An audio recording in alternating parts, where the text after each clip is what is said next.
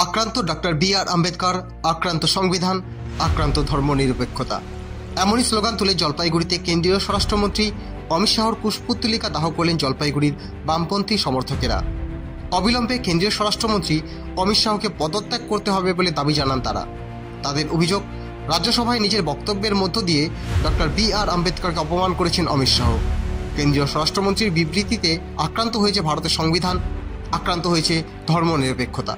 তাই শুক্রবার সন্ধ্যায় জলপাইগুড়ি শহরের শিরিষতলা এলাকায় জলপাইগুড়ি শিলিগুড়ি রোড অবরোধ করে বিক্ষোভ প্রদর্শন করা হয় এবং একই সাথে স্বরাষ্ট্রমন্ত্রী অমিত শাহের কুশপুত্তলিকা দাহ করা হয় সিপিএমের জলপাইগুড়ি সদর পশ্চিম এরিয়া কমিটির পক্ষ থেকে। স্বরাষ্ট্রমন্ত্রী অমিত শাহকে জানাই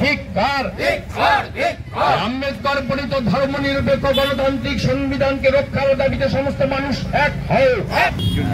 ভারতবর্ষের সংবিধানের ওপর হাত রেখে যে স্বরাষ্ট্রমন্ত্রী অমিত শাহ শপথ নিয়েছিলেন, সেই সংবিধানের যিনি প্রণেতা সেই বাবা সাহেব আম্বেদকরকে যেভাবে তিনি ভিন্ন ভাষায় আক্রমণ করেছেন, তার প্রতিবাদে এবং স্বরাষ্ট্রমন্ত্রীর এক সেকেন্ড তার হচ্ছে এই পদে থাকা উচিত নয়, তাকে অবিলম্বে পদত্যাগ করতে হবে অমিত শাহকে।